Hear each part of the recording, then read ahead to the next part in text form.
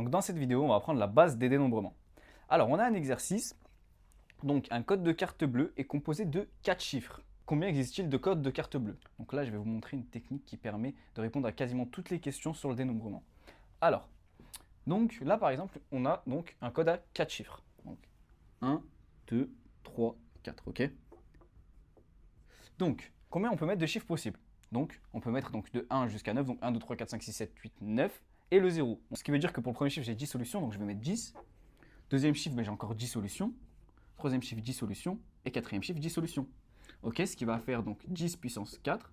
Et donc, j'ai 10 puissance 4 possibilités, donc 10 000 possibilités de code. Ok. Deuxième question. Alors, combien il y a de codes possibles qui peuvent se terminer par 53? Je vais refaire la même technique. Ok, donc c'est juste que je sais qu'à la fin, on aura 53. Donc 5 et 3. Ok, 5 et 3. Donc 5 et 3, ça veut dire quoi? Ça veut dire qu'en fait, là, il n'y a qu'une seule possibilité, ici et ici. C'est le 5 pour la troisième position et le 3 pour la dernière position. Donc là, en fait, il y aura 1, 1. Et pour les deux premiers chiffres, je peux choisir celui que je veux. Ok, donc il y en a combien de possibilités? 10 et 10. Donc ça va faire 10 fois 10 fois 1 fois 1. Donc ça va me faire 10 puissance 2. Donc j'ai 100 possibilités de trouver le code qui se finit par 53. Donc troisième, qui sont un multiple de 5. Donc comment est-ce que je sais? Donc je refais la même technique encore. Toujours 1, 2, 3, 4. Donc qui soit un multiple de 5. Comment est-ce qu'on fait pour savoir si un nombre est un multiple de 5? Eh bien c'est que ça finit par 5 ou 0. Ok, on est d'accord?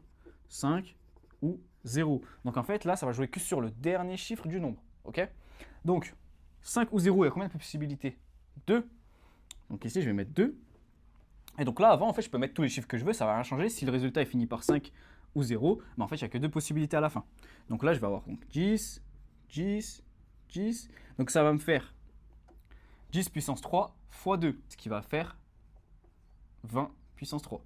Quatrième question. Donc, pareil encore, vous allez voir, cette technique, elle est vraiment bien. Donc 1, 2, 3, 4. Donc cette fois-ci, composé que de chiffres impairs. Ok, qu'est-ce qu'on a comme chiffre impair? Donc, on a le 1, ok. On a le 2, non. Le 3, oui. 4, non. 5, oui. 6, non. 7, oui. Et 9. C'est-à-dire combien on a de possibilités pour les nombres impairs? Donc 1, 2, 3, 4, 5. Donc là, il faut que tout le code soit composé que de nombres impairs. Donc ça veut dire que je vais avoir 5 possibilités à chaque fois. 5, 5, 5, 5. Et ça va faire donc 5 puissance 4.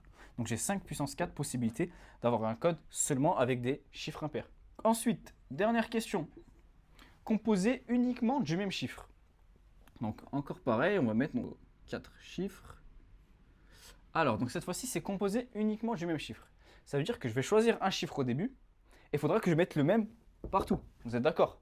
Donc au début, je peux choisir n'importe quel chiffre. Par exemple, je peux choisir n'importe quel chiffre. Donc ça veut dire que j'ai 10 possibilités au début. Mais si j'ai 10 possibilités au début, par exemple, si j'avais choisi 2 au début, donc si je choisis 2, ça veut dire qu'ici, donc, je vais devoir mettre 2, 2, 2. Donc une seule possibilité, une seule possibilité, une seule possibilité. Ok? En fait, je vais choisir le premier chiffre, mais les autres, je vais devoir mettre le même. Donc ça veut dire qu'en fait, j'ai 10 possibilités fois 1 fois 1 fois 1. Donc combien est-ce que j'ai de possibilités? En tout, 10.